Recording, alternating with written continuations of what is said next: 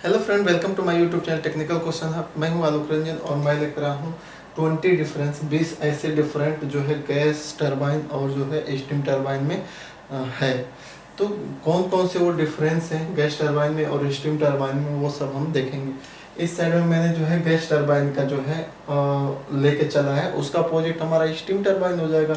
तो सबसे पहले डिफरेंस पहला देखें तो जो गैस टरबाइन है, गैस टरबाइन जो है इजी टू स्टार्ट, यानी कि उसको स्टार्ट करना, उसका स्टार्टअप करना या शट डाउन करना या उसका ऑपरेशन करना, वो क्या है, बहुत ही इजी है। क्यों ईजी है? क्योंकि बर्नर है, बर्नर को जलाना है, बुझाना है, और उसके बाद जो है एनजी गैस की जो कंट्रोलिंग है वो ऑटो में होता है, तो वो उसको जो है उसका स्टार्टअप और शटडाउन बहुत ही इजी होता है। अब जबकि स्टीम टरबाइन में दोस्तों वैसा है नहीं। उसको अगर स्टार्ट करना है, जैसे स्टीम टरबाइन को आपको स्टार्ट करना है तो आप उसकी हीटिंग करोगे, जो है उस केएस की चार्जिंग करो। जैसे केएस सिस्टम से चला रहे हो तो केएस सिस्टम की चार्जिंग करो, उसकी हीटिंग करो, उसके बाद जो है जो उसको चलाओ। तो वो बहुत ही जो है वो इजी नहीं पड़ता, वो बहुत कॉम्प्लिकेटेड पड़ जाता है उसका शटडाउन और स्टार्टअप लेना। आप प्लांट में रहते हो तो आपको मालूम होगा कि कौन इजी है। इसको चलाना बहुत आसान है, जबकि स्टीम टरबाइन को चलाना या ऑपरेट करना बहुत ही मुश्किल है। दूसरा काम, इजी टू कंट्रोल। कंट्रोलिंग जो है इसमें हमारे जो गैस टरबाइन में जो कंट्रोलिंग है बहुत ही इजी है, जबकि उसके अपेक्षा जो है स्टीम टरबाइन में कंट्रोलिंग बहुत ही टफ है। स्टीम टरबाइन में आप देखते हो कि आपका गवर्नर लगा होता है, या अगर कभी कंट्रोलिंग ऑयल फेल हो गया, या जो है कोई पीएसवी पॉप नहीं की, या जो है कोई भी जो है अगर रिसेट, उसमें इतनी सारी रिसेट ट्रिप्लोजिक या इतनी सारी जो है ट्रिप्लोजिक अलार्म वगैरह होते हैं, और उनको देखो और जो है गैस टरबाइन को देखो, तो गैस टरबाइन में बहुत कम ही कंट्रोलिंग होगी और बहुत ही कम अलार्म ट्रिप्लोजिक स्विच होंगे। जबकि हमारा जो है स्टीम टरबाइन में बहुत ही ज़्यादा जो है कॉम्प्लिकेटेड हो जाती है ये एक तरह से। इसमें जो कंट्रोलिंग हुई या इसमें ट्रिप्लोजिक या अलार्म या स्विच वगैरह जितने भी हैं, सेफ्टी प्रिकॉशन बहुत अधिक दिया गया है। क्यों दिया गया है? क्योंकि इसकी कंट्रोलिंग थोड़ा टफ होती है। अगर कंट्रोलिंग अगर अच्छे से नहीं होगी तो बहुत बड़ा जो है एक तरह से नुकसान हो सकता है, यानी कि टरबाइन की ब्लेड वगैरह मुड़ सकती है। तो इसकी जो है कंट्रोल, इजी टू कंट्रोल जो है हमारा गैस टरबाइन बहुत इजी है, जबकि स्टीम टरबाइन में जो है कंट्रोलिंग बहुत ही टफ है। तीसरा जो है पॉइंट है वो है लेस स्पेस रिक्वायरमेंट। जो है जीटी टरबाइन, गैस टरबाइन को चलाने के लिए या उस देखोगे तो वो बहुत ही कम जगह में ही अपना जो है इंस्टॉलेशन हो जाता है, यानी कि ये बहुत कम स्थान घेरती है। कौन? Gas turbine. जबकि आप स्टीम टरबाइन को देखोगे तो वो बहुत ज़्यादा स्थान घेरेगी। क्यों घेरेगी दोस्तों?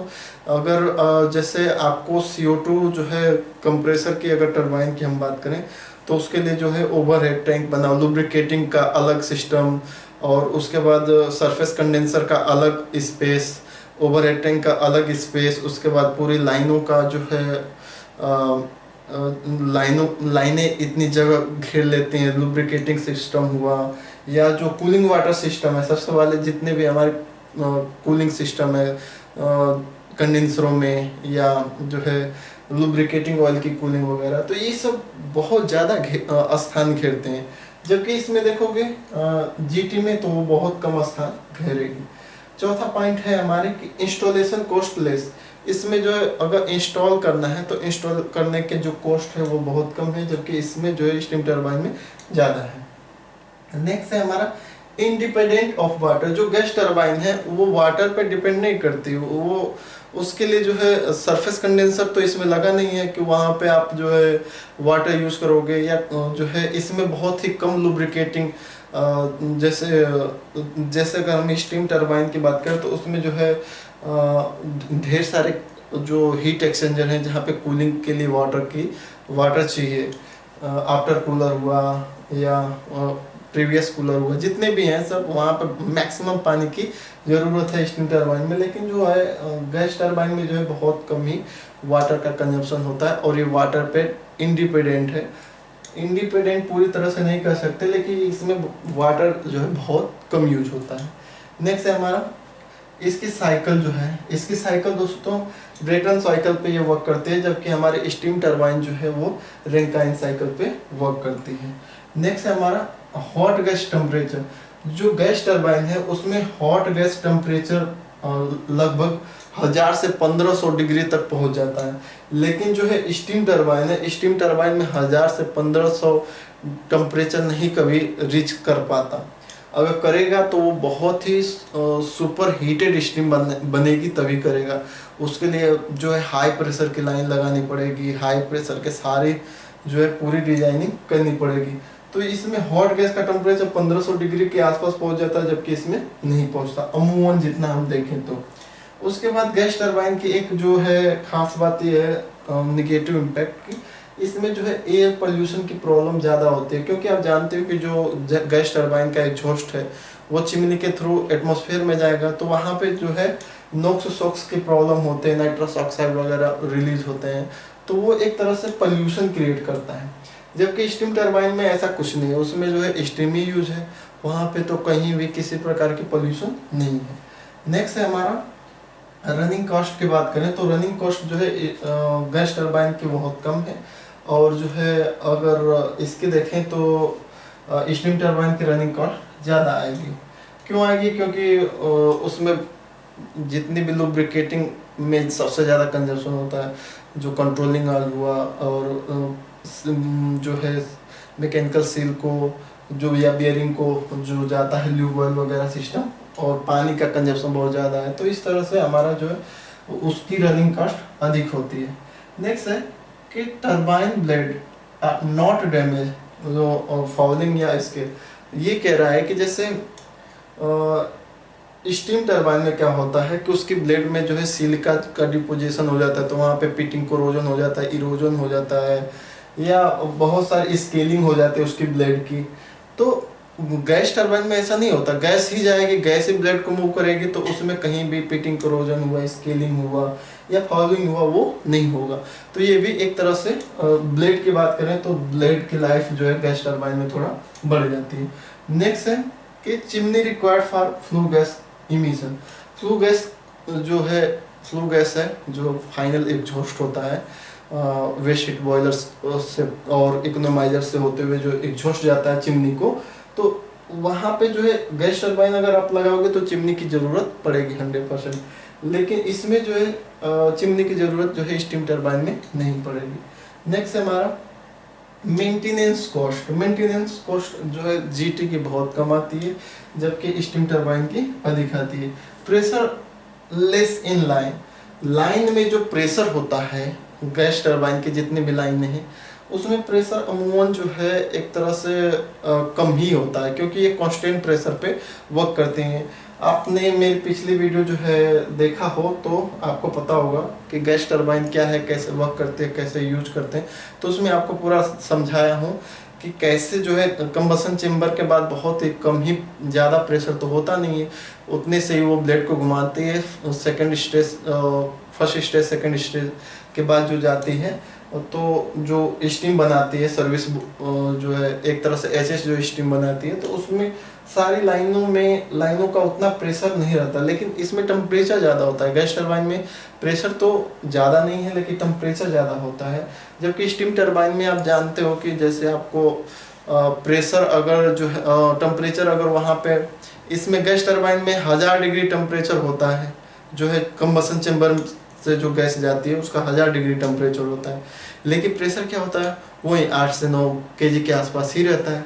लेकिन अगर वही उसका उल्टा स्टीम टरबाइन में देखो तो स्टीम टरबाइन का जो है टेम्परेचर 510 होता है केएस स्टीम के केस में, और लेकिन उसका प्रेशर कितना होता है 110 केजी प्रेशर होता है। तो प्रेशर जो है स्टीम टरबाइन में बहुत अधिक होता है। लाइनों का प्रेशर अगर हम बात करें तो लाइनों का प्रेशर बहुत ही अधिक होता है किसमें, स्टीम टरबाइन में, लेकिन इसमें जो है अमूमन जो है प्रेशर कम ही पाया जाता है गैस टरबाइन में। नेक्स्ट है required less lubrication. Gas turbine में जो लुब्रिकेशन होता है, जैसे हम ल्यूब ऑयल कहते हैं, लुब्रिकेशन, जहाँ पे हमें चाहे वो बेयरिंग को जाना है, चाहे सील को जाना, मैकेनिकल सील को जाना है, कंट्रोलिंग और मतलब गियर बॉक्स की, या कहीं भी अगर हमें ल्यूब ऑयल प्रोवाइड कराना है तो सबसे कम जो है लुब्रिकेशन हमारी जो है जीटी में होता है, जबकि मैक्सिमम जो है लुब्रिकेशन की रिक्वायरमेंट हमारे स्टीम टरबाइन को पड़ती है। अब बात करते हैं फोमिंग, प्राइमिंग, ईटीसी। यानी कि आपने पढ़ा होगा कि फोमिंग क्या होता है स्टीम बॉयलर के केस में। तो उसमें जो है फोमिंग हुई, प्राइमिंग हुई, ऐसी जो है स्टीम में संभावना नहीं होती। इंट्रेनमेंट हुआ, ये सारी संभावना गैस टरबाइन में नहीं होता, जबकि स्टीम टरबाइन में ऐसी प्रॉब्लम आती है, फोमिंग की, प्राइमिंग की, इंट्रेनमेंट की, ईटीसी। और नेक्स्ट है हमारा कि इट्स इम्पोर्टेंट जो है पार्ट जो है कंप्रेसर एंड कंबसन चेंबर। अगर गैस टरबाइन के इम्पोर्टेंट सेक्शन को देखा जाए, या गैस टरबाइन का जो इम्पोर्टेंट पार्ट है वो हमारा क्या है दोस्तों, कंप्रेसर है और जो है कंबसन चेंबर है।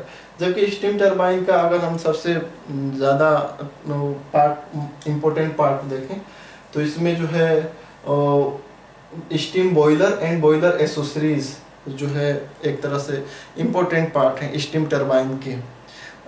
सॉरी, यहाँ पे जो है टरबाइन की, स्टीम टरबाइन का एसेसरीज होना चाहिए। स्टीम टरबाइन इसका मेन पार्ट है, स्टीम टरबाइन और स्टीम टरबाइन के जितने भी एसेसरीज हैं जैसे सेफ्टी इंटरलॉक्स वगैरह, ये सब इसके इम्पोर्टेंट पार्ट हैं। नेक्स्ट हमारा कि जो है the mass of gas turbine पर किलोवाट प्रोड्यूस लेस। ये कह रहा है कि जो पावर की बात करें, क्योंकि हमें पावर चाहिए, तो पावर जो है गैस टरबाइन में बहुत कम मिलता है as per mass of gas. जितने मास की आप गैस यूज कर रहे हो उसके हिसाब से आपको पावर बहुत कम मिलेगी। क्यों मिलेगी वो अभी मैं ये साइकिल समझाऊंगा तो आपको समझ में आ जाएगा, जबकि इसमें ज़्यादा मिलेगी। नेक्स्ट हमारा इसमें जो है less vibration compare to steam turbine. Steam turbine में बहुत ज़्यादा वाइब्रेशन होता है, क्रिटिकल स्पीड वगैरह आ जाती है स्टीम टरबाइन में, लेकिन इसमें जो है इस वाइब्रेशन और नॉइस की अगर बात करोगे तो इसमें जीटी में बहुत कम होती है, जबकि स्टीम टरबाइन में ज़्यादा होती है। इफिशियंसी की बात करें तो जीटी की जो है गैस टरबाइन की इफिशियंसी कम होती है। कैसे कम होती है वो मैं अभी बताऊंगा आपको। और नेक्स्ट लास्ट है कि वंस थ्रो प्रोसेस। ये जो है वंस थ्रो प्रोसेस है, यानी कि इसका मतलब ये हुआ कि जो एनजी गैस आएगी कंबसन चेंबर में जलेगी, उसके बाद फर्स्ट स्टेज के बाद सेकंड स्टेज के बाद जो है वेस्ट हीट बॉयलर में जाएगी, वेस्ट हीट बॉयलर से वो चिमनी से होते हुए निकल जाएगी, एग्जॉस्ट हो जाएगी। यानी कि उसको हमने कहीं भी स्टोर करके नहीं रखा, एक ही बार जितनी जल्दी वो निकलती जाएगी, यानी इधर से आती जाएगी और निकलती जाएगी। लेकिन इसमें ऐसा नहीं है दोस्तों। इसमें जो है हमारा ये रीयूज प्रोसेस है। कैसे है वो चलिए हम इस डायग्राम से समझते हैं। इससे आपको पूरा वो भी क्लियर हो जाएगा कि एफिशिएंसी इसकी कम क्यों है, इसकी जो है जो एक तरह से इसका पावर जनरेशन भी कम क्यों आता है, वो सब कुछ इसमें क्लियर हो जाएगा। जैसे यहाँ पे अगर मैं समझाऊँ आपको, 1 सेकेंड, यहाँ पे वैसे ही समझ लीजिए दोस्तों। जैसे ये हॉट गैस, जैसे अगर हम बात करें किसकी, सबसे पहले हम बात करेंगे गैस टरबाइन की। तो गैस टरबाइन में हॉट गैस होती है। हॉट गैस का टेम्परेचर अप्रोक्स 1000 डिग्री टेम्परेचर होता है। उसका प्रेशर जो है अगर कांस्टेंट प्रेशर हम मान लें कि 8 केजी या 9 केजी प्रेशर है उसका, तो इतने पे जो है ये जाएगी, टरबाइन के ब्लेड को घुमाएगी और एग्जॉस्ट होके निकल जाएगी वेस्ट हीट बॉयलर से होते हुए, इकोनोमाइजर से होते हुए चली जाएगी चिमनी में। तो चिमनी की बात अगर हम करें तो चिमनी में जो हम एग्जॉस्ट कराते हैं, मतलब फाइनल एटमॉस्फेयर में जो भेजते हैं फ्लू गैस, उसका टेम्परेचर 100 से एबव होता है, यानी 100 डिग्री से ऊपर ही होता है। तो आप ये सोचो कि 100 डिग्री का टेम्परेचर हम पर मिनट पर सेकेंड लॉस में भेज रहे हैं, यानी कि आप जो एक गैस को उड़ा रहे हो, जो 100 डिग्री की गैस है उसका कहीं आप यूज ही नहीं कर पा रहे, रीयूज ही नहीं कर पा रहे हो। तो इस तरह से हम देखें तो अगर आप घंटे में निकालो और 24 घंटे में निकालो पर मंथ का निकालो, पर ईयर का निकालो, तो इस तरह से आप देखोगे तो आप बहुत लॉस कर रहे हो, क्योंकि आप जो है कंटिन्यू चिमनी के थ्रू जो है 100 डिग्री से ऊपर की जो है फ्लू गैस को भेज रहे हो, उसका कहीं रीयूज नहीं कर रहे हो। ठीक है, ये आपको समझ में आ गया। गैस टरबाइन में क्या हो रहा है कि वहाँ पे हम कंटिन्यू 100 डिग्री से ऊपर की जो फ्लू गैस को एटमॉस्फेयर में छोड़ रहे हैं, जो हमारी जो है एक बहुत ही ड्रॉबैक है, क्योंकि हम उस टेम्परेचर को रीयूज नहीं कर पा रहे हैं।